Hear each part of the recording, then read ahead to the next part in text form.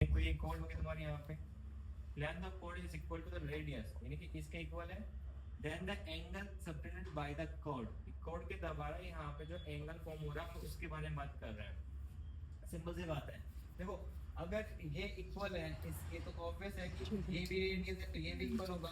अगर तुम्हारे पास एक ट्रायंगल की अंदर तीनों साइड इक्वल होती है तो एंगल कितना फॉर्म होता है, कितना होता है एंगल? अरे ये एंगल कितना होगा? 90 क्यों होगा? 60 होगा ना, क्योंकि ये भी x होगा, ये भी x होगा, ये भी x होगा, तो यानी कि 3x इक्वल टू 180 और x इक्वल टू 180 अपॉन में 3 डिवाइड बाय कितना आ गया मेरे पास में 60।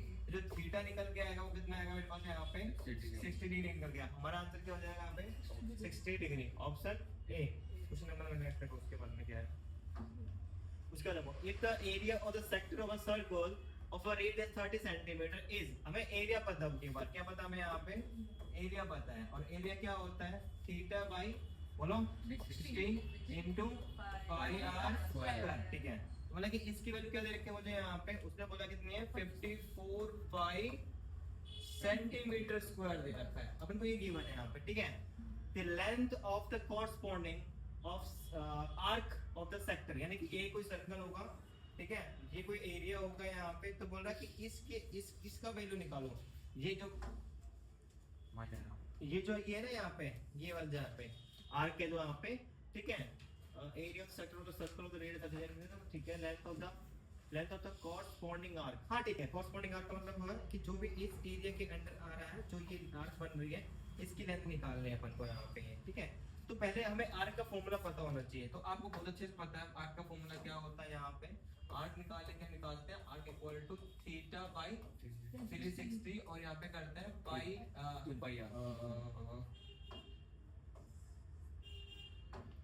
क्या करते हैं 2 पाई आर करते हैं, ठीक है। तो यहाँ से हम क्या निकालेंगे, थीटा निकालेंगे। आर पता अपन को, यहाँ पे आर पता है तो थीटा निकाल लेते हैं। यहाँ देखो कैसे निकालेंगे, देखो थीटा, हाँ थीटा रखो, थीटा कितना हो जाएगा मेरे पास यहाँ पे,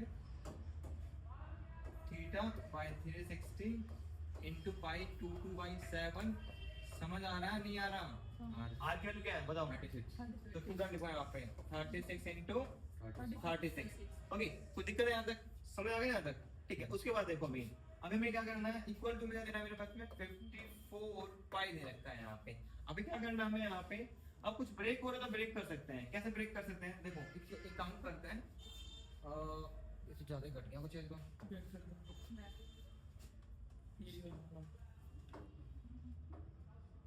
ओके।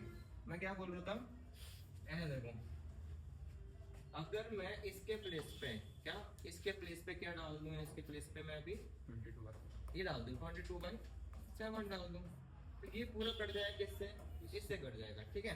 कोई इशू यहाँ तक? अब देखो 36 यहाँ पर भी है, 36 मेरा यहाँ पे भी है, तो यहाँ पे 10 पे आ जाएगा मेरे पास यहाँ पे, ओके। और कुछ कट रहा है इसके अलावा, क्या कट रहा है? 10, ठीक है, हम नहीं काटेंगे पर, ठीक है। हम क्या करेंगे, थीटा रखेंगे यहीं पर इक्वल टू में, अच्छा देखो ये कितना है मेरा 54 था, ठीक है। यहाँ पे क्या है, मल्टीप्लाई में ये आ जाएगा, यहाँ पे डिवाइड में क्या आ जाएगा, यहाँ पे 36 आ जाएगा।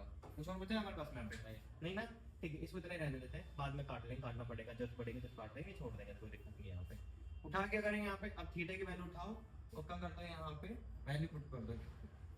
इसको करेंगे ब्रेक, किससे ब्रेक हो रहा है देखना एक बार, 6 से हो रहा है ना, 6 6 से 36, 6 9 जा, और ये 3 जा, 3 2 जा, 1 जा, और ये 5 जा, कितना आ गया 15 आ गया, 50 कितना आ गया 50। तो लिख दो यहाँ पे 50 लिख दो यहाँ पे, क्या लिखो यहाँ पे 15/360 इंटू 2 इंटू 2/7, और आर कितना मेरे यहाँ पे 36, देखो ना 36 से तो मेरा ये चला जाएगा, ठीक है। ओके, कुछ और ब्रेक हो रहा है इसके अलावा, देखो यहाँ पे, हाँ 5 3 जा और 5 2 जा, 5 2 1 जा 2 2 1 जा 2, ब्रेक हो गया, ठीक है। कुछ और बचा इसके अलावा, आई थिंक नहीं बता रहे मेरे ख्याल से यहाँ पे, ठीक है। तो 3 आया है और यहाँ पे 2/7 आया है, यानी कि 3 और यहाँ पे क्या जाएगा मेरे यहाँ पे 5, तो 3 और 5 यहाँ पे आ रहा है, तो ये हमारा क्या हो जाएगा, ऑप्शन डी हमारा क्या बनेगा आंसर बनेगा। तो ये थोड़ा क्लियर हुआ अभी, समझ आ रहा है? कोई दिक्कत है यहाँ तक? नहीं ना, ठीक है। अच्छा देखो